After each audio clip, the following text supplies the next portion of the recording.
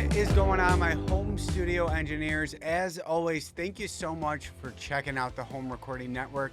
Today, I have a video for you on how to edit your multi-track drums in Luna.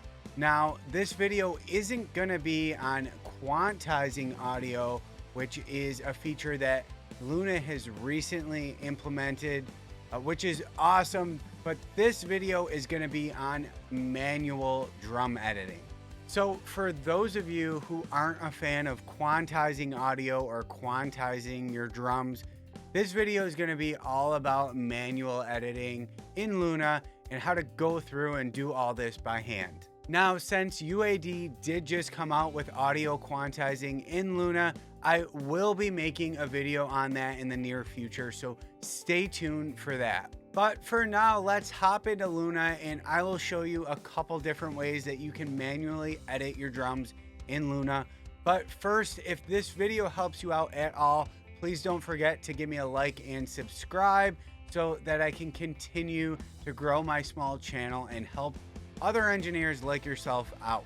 All right, so we have some raw home recorded drums right here. Let's take a listen.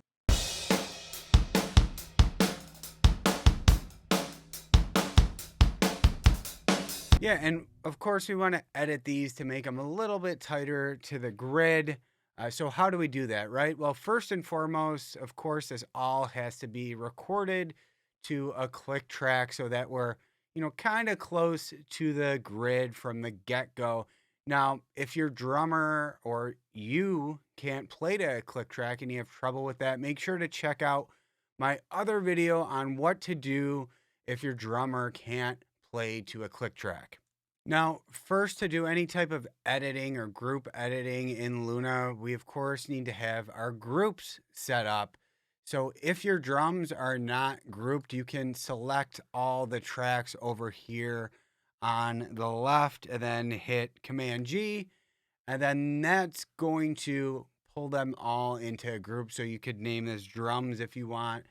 And the only thing you really need checked here is the editing box. So make sure you have your group set up. I like to set this up before I even track the drums. But yeah, make sure you have your group set up. So you would hit OK here. We already have our drums group set up down here. And if we go into the edit, we can see that we have just the editing selected so that any move we make, on any of the tracks is going to be applied to the rest of the drum tracks, right? We don't want to just move the kick track. We want every track following along with our edits. So we have our group set up and we're good to go there. A couple of other helpful tips here. So I usually set my grid to 16th note.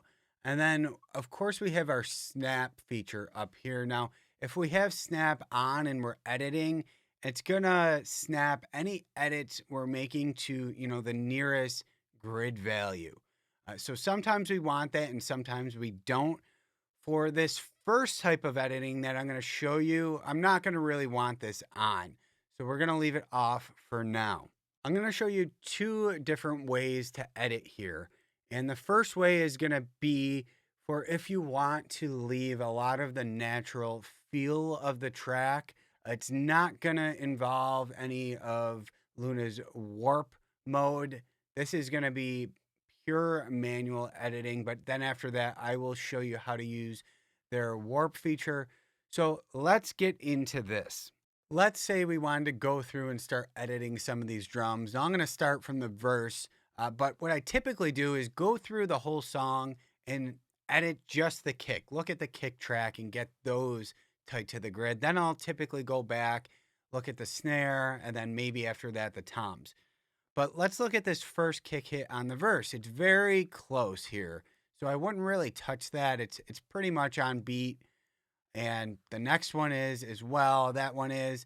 But then we start to get a little early here. So this kick hit right here is a little bit closer to, or it's a little bit more off timing than the other kick hits. So what I'll do is just put the marker right before that kick hit and I'll hit B to break right there. So we just broke those regions. And then I'll go and look for the next time he gets on beat. So we see he's pretty early here. He's pretty early. And if we go ahead, he continues to be early. And let's just say he gets back on right here at bar 17.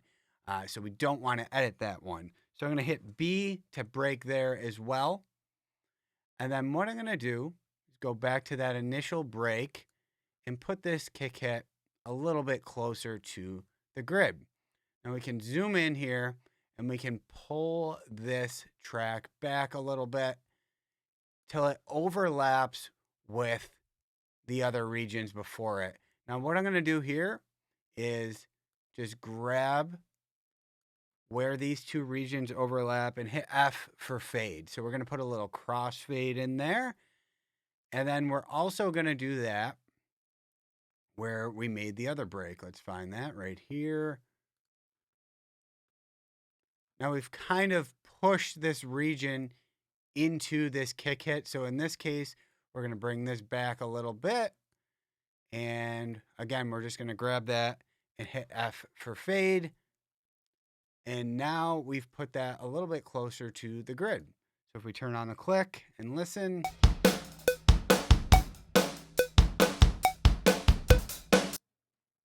Yeah, and now we can just continue on with the rest of our song and keep looking at the kicks.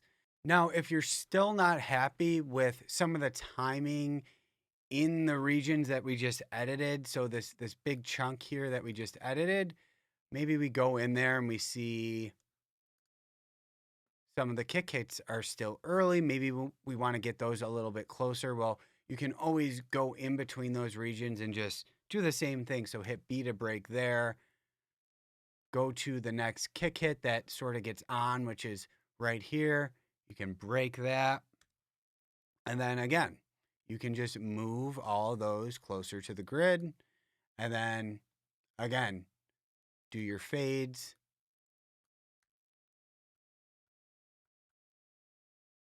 Pull this guy back a little bit. Do your fades. And then you're good to go. So you can always, go in between your edits and fine tune things. Say you're done with all the kick tracks and you're looking at the snares now. So you can easily just go in, grab just the snare. So we want to grab just before this snare track right here and break that. And then you could just move just that snare hit. Again, you're always going to have to go back after and put your fades in. And this is probably the most time-consuming way to edit drums, but this is pure manual editing. And a lot of people like to do manual editing. They don't like to leave this up to the algorithm and quantize or anything like that. So this would be how you would manually edit your drums. And if your fades are ever sounding a little, wonky, or maybe the fades are too long, you can always grab these fades and adjust them. But that's how I would manually edit any drums. Now let's say we want to be more precise and use Luna's warp feature. And this is a lot like Logic's flex time, but in my opinion, it's a lot better than that. So you still need to have your tracks grouped. Still need all that in place. And then I'm going to want to turn snap actually on for this. And then what we're going to do is come down to their warp here on the track menu, and we're going to select Razor Blade, which is specifically made by Luna for drums, and it protects the front end of our drum transients, which Logic is horrible at. So I'm going to select their Razor Blade, and it's going to change all of my drums to Razor Blade because they're grouped. And then we're going to come into the view here where it says clips, and we're going to select warps. Now, what I'm going to do is go to one of the tracks and just hit the Q. This is their quantizing feature, but I'm not actually going to use it. And what I'm going to do is just select the track priority here. And I'm going to select the kick in, kick out, and the snare top. That's the only thing I really want to edit by. And then I'm going to close that. And that just prioritizes the warp markers here. So what I'm going to do again is we're going to go through some of the verse here. Now, if we expand this or zoom in a little bit, now if we click just on the top of the warp marker, it's going to move everything before and after the warp marker, which a lot of times we don't want. So if you just want to adjust a single kick hit, what you're going to do is go down to the bottom of the warp marker. And if you click here, it's going to put a warp marker on the transient before the transient selected and after. So now when we adjust this, it's only going to move the marker that we're actually working on. So I just put this single kick hit right on the grid because we have snap turned on, and it didn't really mess with any audio before or after that kick hit. So what I would do now is just continue along with my kick drums, right? And then start putting these on the beat. Now, what you have to be careful with here is not to chop off any of your kick hits. So here, if we zoom in, we can see on the kick in mic, if I were to select this warp marker, it's kind of in the middle of the transient here. So there's still some transient before this marker. So in this case, I would go down to the kick out and actually adjust that one. And again, because we're in snap mode, it's going to put it right on the grid, right? Which is pretty nice if we're trying to get really precise drum tracks.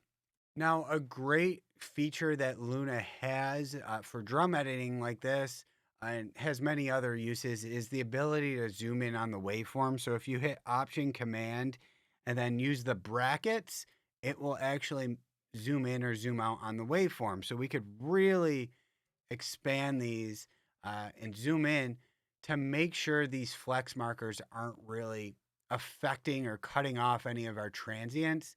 And then if you're really zoomed out or zoomed in like that, if you hit Control, Option, Command, and then the left bracket, it will put everything right back to the default zoom on the waveform. So we can just keep going along here and editing our kick tracks and putting them precisely on the grid like that. And we could keep moving along like that. And then after we've gone through our whole track and edited all the kicks, we could go back and do the snares as well. So you could start putting your snares right on the beat. But yeah, it's pretty simple. Luna really makes it pretty easy for you. And this is a way for you to go through and kind of manually set these warp markers instead of leaving it up to quantization. Another tip for you is that if you want to ignore the snap, say we have snap turned on, and you're not really trying to put these hits exactly on the beat, if you hit Command and select the warp marker, you can ignore the snap mode so it won't put it right on the grid. But it's really up to you at that point. So usually I'm going through and putting these right on the grid if I'm manually editing, if I'm going for, really tight drum tracks. But that option is there for you if you want it. So now we've edited just about 2 measures here and our drums are perfectly on the grid. Yeah, and I will say that Luna does a very good job at retaining the tone of, your drums. A lot of time in Logic when I would do this, the cymbals would start to sound phasey and just odd. But Luna really has it down when it comes to drum editing, and their warp timing is awesome. It's much better than what I'm used to with Logic. But if you guys have any other questions on this, be sure to reach out. Drum editing takes practice just like everything else. It's not something you can just do one time and kind of master it. But practice up. Let me know, like I said, if you have any issues. And my next video will be all about quantizing drums in Luna. Happy mixing, guys. Hey guys, if you like this video, be sure to download your free Ultimate Home Studio Mix Guide with your go-to EQ and compression settings for all your tracks. And also be sure to register for my free online mix training that I hold a couple times a week so that you can learn how to make radio quality music from your home without breaking the bank.